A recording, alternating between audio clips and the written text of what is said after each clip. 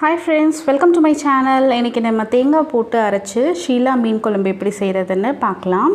வாங்க நம்ம வீடியோக்குள்ள போலாம்.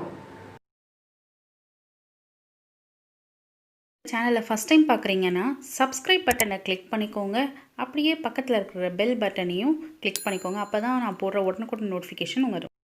ஃபர்ஸ்ட் நம்ம ஷீலா குழம்புக்கு நம்ம தேங்காய் வந்து அரைச்சிக்கலாம். ஸோ தேங்காய் நான் ஒரு கப் அளவுக்கு எடுத்திருக்கேன். அதில் ஒரு டேபிள் ஸ்பூன் அளவுக்கு சீரகம் சேர்த்துருக்கேன்.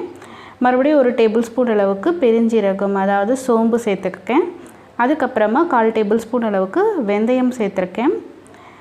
இது கூட ஒரு கொத்து கருவேப்பிலையும் அப்புறம் சின்ன வெங்காயம் நம்ம ஒரு 8 பல்லு அளவுக்கு சேர்த்துருக்கேன்.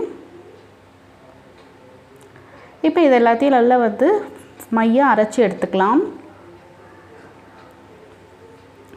இப்போ ஒரு பாத்திரம் எடுத்துக்கோங்க. அதில் தான் நம்ம மீன் குழம்பு செய்ய போகிறோம். ஸோ அதில் நான் இப்போது ஒரு 2 டேபிள் ஸ்பூன்லேருந்து 3 டேபிள் ஸ்பூன் அளவுக்கு நல்லெண்ணெய் ஊற்றிக்கிறேன். எண்ணெய் நல்லா சூடாகட்டும். சூடானதுக்கப்புறமா நம்ம கடுகு உளுத்தம்பருப்பு 1 டேபிள் ஸ்பூன் அளவுக்கு சீரகம் 1/4 டேபிள் ஸ்பூன் வெந்தயமும் சேர்த்துருக்கோம். நல்லா அது பொரியறதுக்காக வெயிட் பண்ணலாம்.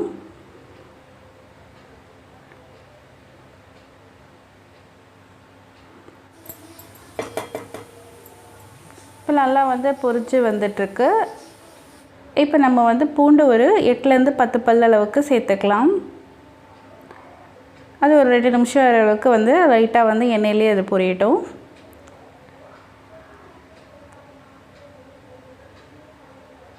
இதெல்லாம் பொரிஞ்சதுக்கப்புறமா நம்ம சின்ன வெங்காயம் சேர்த்துக்கலாம். அது ஒரு 10 பல்லுலேருந்து 12 பல் அளவுக்கு நீங்கள் சேர்த்துக்கலாம். நான்வெஜ் பொறுத்த வரைக்கும் நான் ஆல்ரெடி சொல்லியிருக்கேன், சின்ன வெங்காயம் நீங்கள் சேர்த்து பண்ணிங்கன்னா உங்களுக்கு நல்ல ஹெல்த்தியாகவும் இருக்கும், டேஸ்ட்டாகவும் இருக்கும். ஸோ இது நல்லா வதக்கி எடுத்துக்கலாம். நம்ம நல்லா வெங்காயம் ரெண்டாக நல்லா பிரிஞ்சு சாஃப்ட் ஆகணும். அது வரைக்கும் நம்ம நல்லா வதக்கிக்கலாம். அதுக்கப்புறமா நம்ம ஒரு கொத்து கருவேப்பிலை சேர்த்துக்கலாம்.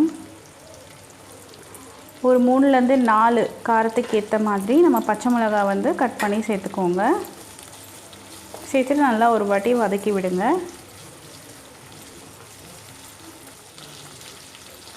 சீக்கிரமாக வதங்கிறதுக்காக கொஞ்சமாக கல் உப்பு சேர்த்துக்கிட்டிங்கன்னா சீக்கிரம் வதங்கிடும்.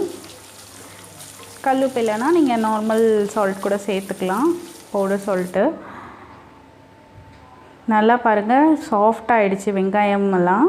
இப்போ நம்ம மசாலா சேர்த்துக்கலாம். 1/4 டேபிள் ஸ்பூன் அளவுக்கு மஞ்சள்தூள் சேர்த்துருக்கேன்.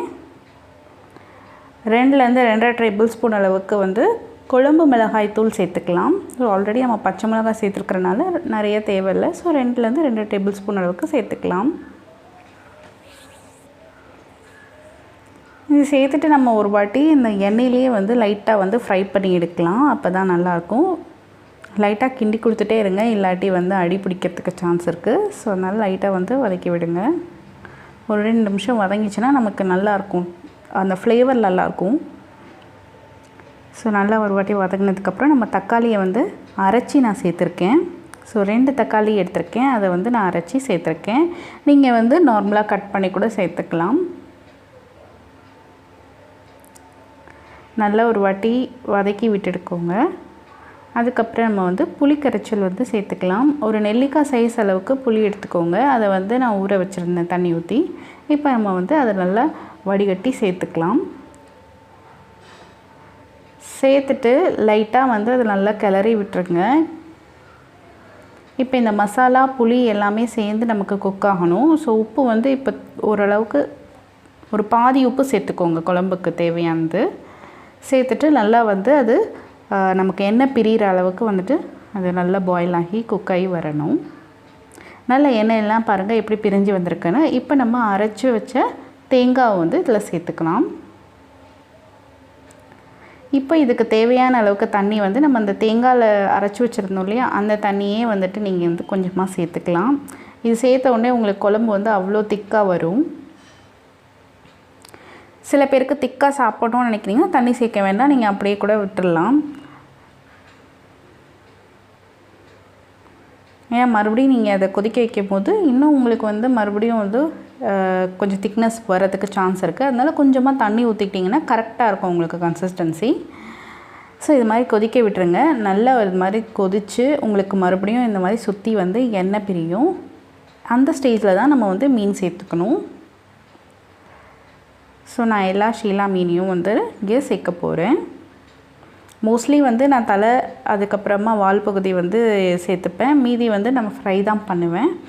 ஸோ இது ஃப்ரை பண்ணுறதுக்கான வீடியோ வந்து நம்ம அப்கமிங் வீடியோஸில் வந்து பார்க்கலாம். ஸோ மீன் சேர்த்துட்டு ஒரே ஒரு வாட்டி மட்டும் கிண்டி விட்டுட்டு அதோட விட்டுருங்க. ஏன்னா அதுக்கப்புறம் கிண்டிகிட்டே இருந்திங்கன்னா உடஞ்சி விழுந்துடும். ஸோ இந்த மாதிரி நல்லா வந்து ஒரு 5 மினிட்ஸ் வந்து கொதிக்க விட்டிங்கன்னா மீன் எல்லாமே நல்லா வெந்து மசாலா எல்லாம் இறங்கும். உப்பு வந்து தேவைன்னா நம்ம வந்து அந்த ஸ்டேஜில் வந்து சேர்த்துக்கலாம். இப்போ பாருங்கள் நல்லா வந்து கொதித்து நமக்கு எண்ணெய்லாம் பிரிஞ்சு ரெடி ஆனதுக்கப்புறமா கொத்தமல்லி தழை சேர்த்துக்கலாம். சேர்த்துட்டு ஒரே ஒரு வாட்டி லைட்டாக வந்து கிளறி விடுங்க.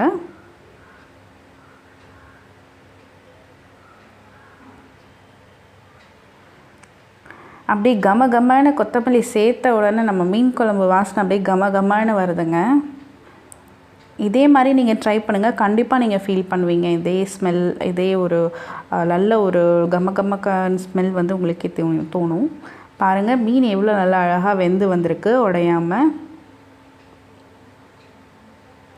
அவ்வளோதாங்க, நம்மளோட ஷீலா மீன் குழம்பு சூப்பராக கம்மன்னு ரெடி ஆயிடுச்சு. இப்போ நம்ம சாப்பிட போகலாம். ஸோ இந்த ரெசிப்பியை நீங்களும் ட்ரை பண்ணி பாருங்கள். ட்ரை பண்ணி பார்த்துட்டு உங்களோட ஃபீட்பேக் அண்ட் கமெண்ட்டை வந்து மறக்காமல் போஸ்ட் பண்ணுங்கள். தேங்க்ஸ் ஃபார் வாட்சிங்.